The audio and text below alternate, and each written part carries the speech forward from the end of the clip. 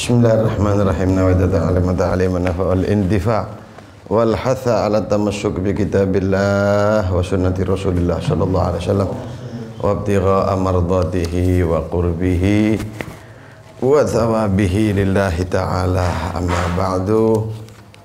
Wal fatiha ila hadrati rasulillah Muhammad bin Abdullah wa sallallahu tasibin ajma'in jami'il ulama syahadatina ala agar taghsyah berahmat maghfirana makana halat arwahum masyarik al maghribiha masyaallah Umar bin Muhammad juga benar kata masyaallah syirah asrar al-fatihah bismillahirrahmanirrahim wa sallallahu alaihi alaihim ghairil maghdubi alaihim waladdallin. Bismillahirrahmanirrahim. Wa qala radhiyallahu ta'ala an, berkata Al-Imam Al-Ghazali, ayyuhal walad, wahai anak, ij'alil himmata fir ruhi, ij'alil himmata, jadikan himmah, semangat, fir ruhi, di dalam ruh, jiwa, wal hazimata, dan jadikan al hazimah, kekalahan, fin nafsi, di dalam nafsu, wal mauta ay ij'al mauta, jadikanlah kematian, fil badani, di dalam badan, li'anna manzilukal qabru, dikarenakan tempatnya kamu adalah kuburan, wa ahlul maqabiri, dan ahlil kubur, yantadhirunaka, mereka menunggu kamu, fi kulli lahdatin, di setiap saat, mata tasilu ilaihim, kapan kamu sampai kepada mereka ahli kubur. Iyyaka antasila ilaihim bilazat, berhati-hatilah kamu, berhati-hatilah kamu, antasila ilaihim, hendaknya kamu sampai ilaihim, kepada ahlul maqabir, kepada orang ahli kubur, bila zadin, tanpa bekal. Hati-hati kalau kamu sudah nanti masuk kubur tapi kamu tidak punya bekal. Qala Abu Bakrin, berkata Abu Bakar As-Siddiq radhiyallahu ta'ala anhu, semoga Allah merahmati atas Abu Bakar As-Siddiq, hadhil ajsadu, dan ini ajsad, badan-badan, ini badan, qafazut tuyuri, sangkar burung, au istablud dawabi, atau kandang ad-dawab, hayawan, kandang beberapa binatang-binatang.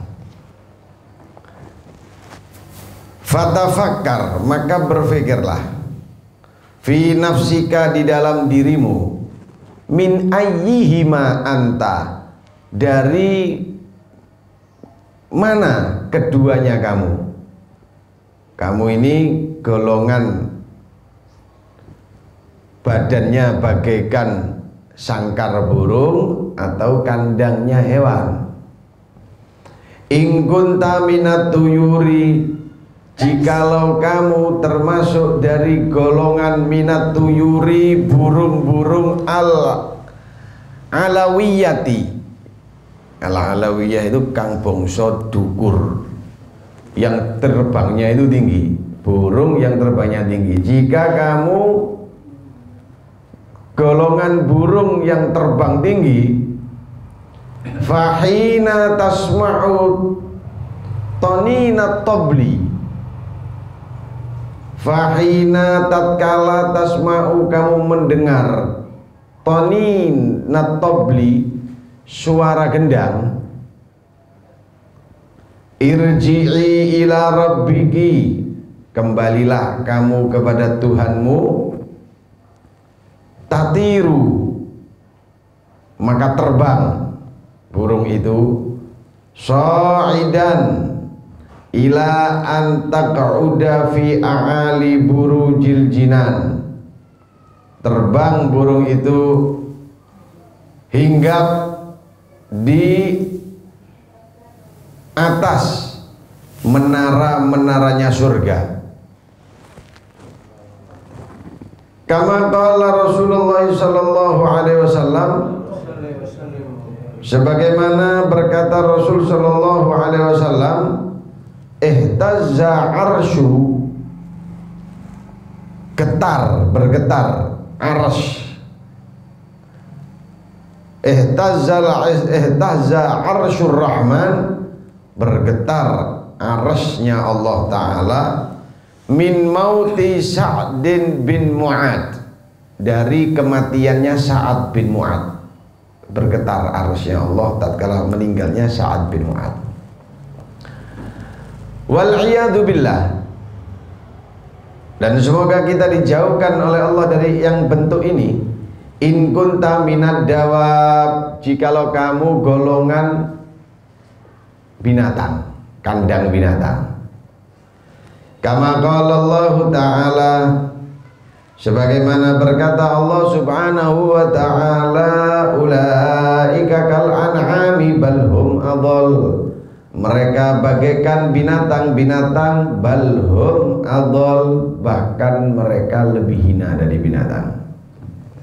Manusia kalau diibaratkan sama seperti ukurannya binatang, itu masih muliaan binatang. Makanya dikatakan mereka kayak binatang, bahkan lebih buruk dari binatang. Karena sebetulnya bukan posisinya manusia seperti posisi binatang, tapi kalau ada manusia yang memaksa posisinya ingin kayak binatang, maka binatang lebih mulia dari dia. Fala ta'man, dan jangan merasa aman. Intiqalaka, perpindahan kamu, min zawiyatid dar, dari ujungnya dunia, ila hawiyatin nar, jangan merasa aman pindahnya kamu dari ujungnya dunia, ila hawiyatin nar, menuju ke jurangnya neraka. Mati ini kan antara mepet-mepet dengan neraka, antara neraka dan surga, jangan merasa aman. Ruwiya, dan diriwayatkan, Annal Hasan al-Basri, bahwasanya Imam Hasan al-Basri rahimahullahu ta'ala, u'tiya syurbata ma'in, diberi syurbah ma'in, seteguk atau segelas air, baridin kang adem, air yang dingin. Imam Hasan Basri dikasih air yang dingin. Fa'akhadha, maka diambil oleh Imam Hasan al-Basri al-qadha, itu gelas, kasih minum, diambil sama Imam Hasan al-Basri. Faghusya, dan tiba-tiba Imam Hasan al-Basri, tiba-tiba Imam Hasan al-Basri pingsan, semaput. Ghusya alaih, pingsan atasnya. Wasaqata min yadi, maka dan jatuh, apa yang jatuh? Qadha, gelas, min yadihi, dari tangannya Imam Hasan al-Basri, padahal gelas tadi itu dikasih isinya air yang dingin. Falamma afaqa, tatkala sadar Imam Hasan al-Basri, begitu sadar-sadar ditanya Imam Hasan al-Basri, malaka ya Aba Sa'id, kenapa kamu wahai Aba Sa'id? Aba Sa'id ay Imam Hasan al-Basri, kenapa kamu kok tiba-tiba pingsan? Kenapa kamu kok tiba-tiba pingsan? Qala, berkata siapa Imam Hasan al-Basri, dzakartu umniyata ahlin nar, Saya waktu megang air teringat umniyah, angen-angen. Aku teringat dengan angan-angannya orang-orang ahli neraka, yang mana mereka yakuluna ay ahlun nar, mereka orang ahli neraka mengatakan li ahlil jannah, kepada orang ahli surga, an afidhu alaina minal ma'i au mimma razaqakumullah, berikan kepada kami minta, berikan sama kami apa? Minal ma, dari sedikit air, au mimma razaqakumullah, atau apa-apa yang diberikan oleh Allah kepada kamu. Saking di surga itu, saking tidak di neraka, karena tidak adanya air yang bisa dia minum. Maka itu Imam Hasan Al-Basri waktu megang air ingat keadaan orang ahli neraka, jatuh dia pingsan. Itu uraian daripada kitabnya, pengertiannya sekarang. Ma'asyiral muslimin, ini Imam Ghazali menerangkan kepada kita, ij'alil himma firruh, jadikan semangat kita ini di ruh. Semangat itu di jiwa. Jiwa manusia ini harus semangat, jangan kita putus asa. Karena dikatakan himmatur rijal tahuzzul jibal. Semangatnya orang laki-laki ini bisa menggetarkan gunung. Artinya tidak ada yang tidak bisa, semua bisa karena ada semangat. Saya punya niat, kencengi dengan semangat, maka itu akan jadi. Tapi kalau semangatnya kita rendah, ya hasilnya kita kecil, nggak ada apa-apanya, nanti nggak bisa dapat apa-apa. Maka itu kalau niat itu yang besar. Saya dulu ini pernah saya dapat nasihat dari salah satu guru saya. Waktu saya mau bangun pondok, guru saya itu mengatakan sama saya begini, Umar, kalau kamu mau bangun pondok, niatnya yang besar. Niatnya punya pondok yang mewah, yang besar. Besok-besok punya santri seluruh dunia. Niatnya begitu. Lalu saya jawab, guru, dananya tidak ada, uangnya tidak ada. Siapa yang tidak kepingin punya pondok yang besar, kamarnya yang hebat, tapi uangnya tidak ada? Maka guru saya mengatakan kepada saya, ya ini, tatkala niatnya kamu kecil, dapatnya kamu kecil dari Allah. Tapi kalau niatnya kamu besar, ya Allah, saya kepingin punya pondok yang besar, kamarnya santri yang nikmat. Kalau bisa semua saya kasih AC kamarnya santri saya. Kalau bisa semua saya gratiskan. Kalau bisa nanti punya tanah 500 hektar, muridnya satu dunia. Tatkala niatnya kamu besar, andai tidak dikabulkan semua sama Allah, dapatnya lumayan besar kamu. Proposalnya itu sudah besar. Mintanya 1 triliun. Walaupun sama yang kita minta tidak dikasih 1 triliun, minimal keluarnya 1 miliar. Tapi kalau mintanya 1 juta, keluarnya 100.000. Gitu loh. Jadi kalau minta sama Allah, jangan nanggung, besarkan mintanya. Walaupun tidak dikasih semua, lumayan, nanti dapatnya kamu sudah besar. Nah begitu caranya. Jadi apapun yang kita lakukan untuk Allah dan untuk Rasul SAW, niat yang besar. Mau buat maulid, jangan nanggung, niat, insya Allah anak kalau punya rezeki ini nanti bulan maulid, anak mau buat maulid yang mewah, yang besar, yang nikmat makanannya. Gitu. Lah, nanti karena niat itu,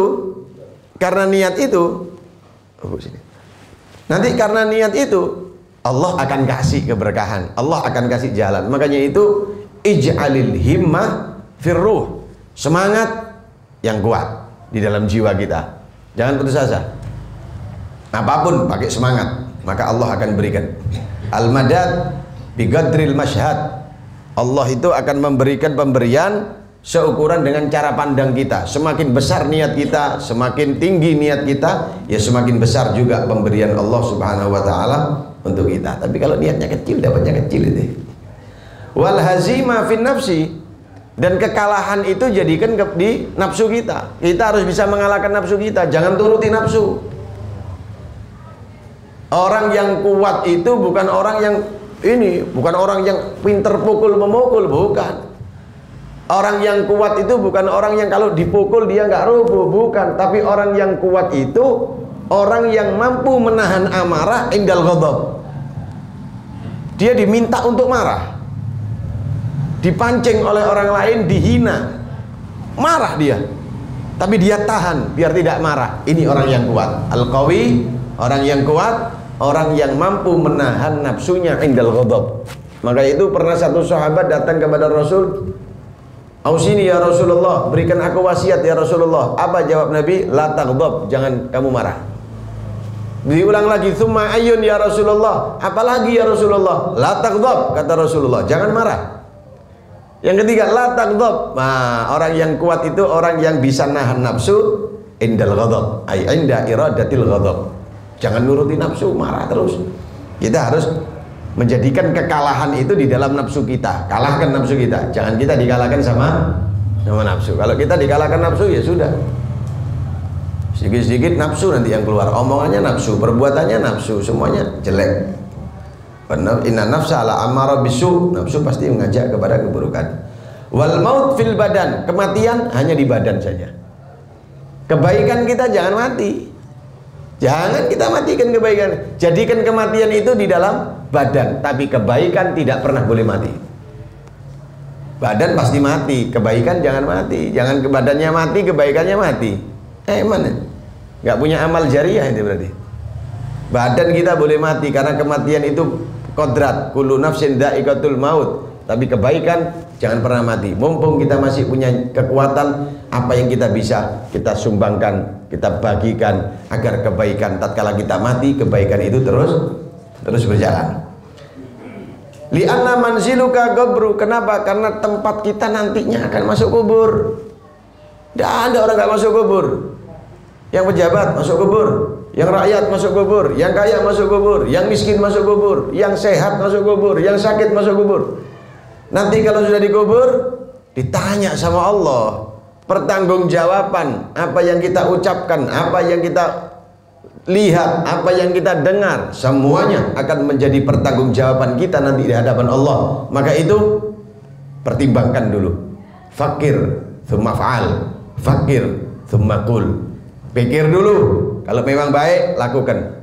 Pikir dulu, kalau memang baik ucapkan. Kalau nggak baik stop, jangan diteruskan. Kenapa? Nanti ada pertanyaan, soalul qabr di akhirat.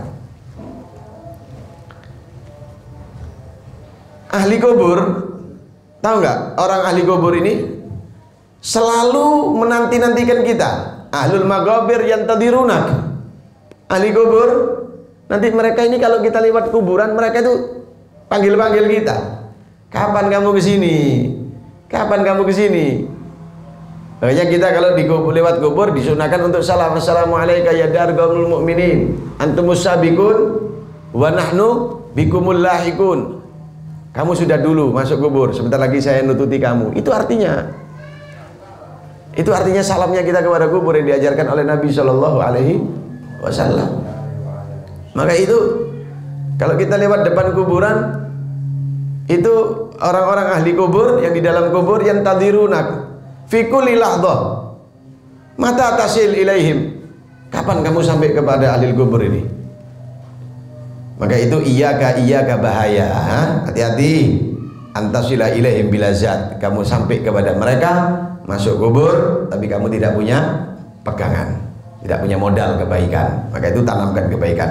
Abu Bakar As-Siddiq radhiyallahu anhu beliau berkata, manusia ini antara bagaikan kurungan burung atau kandangnya istablud dawab, kandangnya hewan. Kalau burung ibaratnya begini, jasad ini bagaikan sangkar atau bagaikan kandangnya binatang. Kalau burung, nyawa kita ini bagaikan burung. Ini burung kalau sudah ada toninut tobel dipanggil, dung dung dung dung dung dung dung dung dung dung, burung itu burung itu datang. Nyawa kita kalau ada panggilan irji'i ila rabbiki radiyatan mardiyah, kalau sudah dipanggil nyawa, nafsu, kembali kamu ke Tuhan kamu, nyawa yang baik itu dia akan menancap, berhenti di a'la burujil jannah, a'la burujil jinan, di a'ali burujil jinan, di menara-menara surga, karena dipanggil sama Allah. Itu nyawa-nyawa yang bagus, nyawa-nyawa yang bagus begitu. Contohnya nyawa yang bagus itu waktu meninggalnya Sa'ad bin Mu'ad. Waktu meninggalnya Sa'ad bin Mu'ad, langitnya Allah ini gerak. Kenapa? Gempar. Karena dikatakan Sa'ad bin Mu'ad ini min ahlil khair, min ahli qiyamul lail. Sa'ad bin Mu'ad ini orang ahli ilmu, ahli khair, wa ahli qiyamul lail. Malamnya bangun minta sama Allah, waktu meninggal gempar. Bingung, kenapa? Kedatangan ruhnya Sa'ad bin Mu'ad yang baik. Gempar maksudnya di sini ihtaz itu gerak karena bahagia. Makanya kalau di maulid di Pak, ihtazal arsyu taraban wastibsyara wasdadal kursiyyu haibatan wa waqara. Ihtaz itu gerak karena bahagia. Karena kedatangan Nabi sallallahu alaihi wasallam, kelahirannya Nabi, ihtazal arsyu. Wah, gerak karena bahagia, bukan gerak karena susah. Nah, arsy-nya Allah gerak karena bahagia dengan kedatangan arwahnya Sa'ad bin Mu'ad.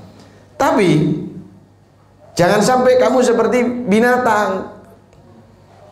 Allah mengatakan ulaika kal an'am bal hum adall. Kalau ada manusia yang model sifatnya seperti binatang, ini lebih buruk dari binatang. Kenapa? Karena binatang kalau dipanggil tambah berlari. Binatang ternak dipanggil tambah berlari, bukan mendekat. Repot binatang ternak ini. Tapi kalau burung dipanggil, ada suara panggilan, dia datang. Ibaratnya seperti itu. Maka jangan kamu merasa aman, pindahnya kamu min zawiyatid dar, dari ujungnya dar ay dunia kepada hawiyatin nar, menuju ke jurangnya neraka. Kematian ini kan tengah-tengah antara surga dan neraka. Jangan ngerasa aman.